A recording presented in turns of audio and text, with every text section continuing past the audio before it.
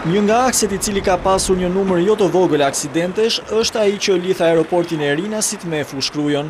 Nisur nga kjo, Ministria e Transporteve ka ndërmarrë një aksion për të pajisur me sinjalistik të gjitha rrugët në Shqipëri, duke nisur nga ato më problematiket.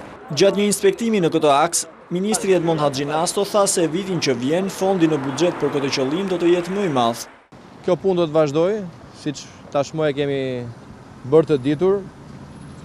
Aksioni do vazhdoj edhe me një ndërhyrje shumë më të rëndësishme në aksin Tiranë-Kashar dhe pastaj mëtej në Durrës, me qëllim që rrugët të vinë në standardin e domosdoshëm të sinjalistikës dhe të sigurisë për të shërbyer ashtu siç duhet përdoruesve të tyre. Në vite, buxheti I mirëmbajtjes së rrugëve ka marrë vlera modeste, por në fakt ky fond është po aq I rëndësishëm sa edhe ai I ndërtimit të rrugëve, pasi në shumë raste akset e dëmtuara dhe me mungesë sinjalesh bëhen burim aksidentesh.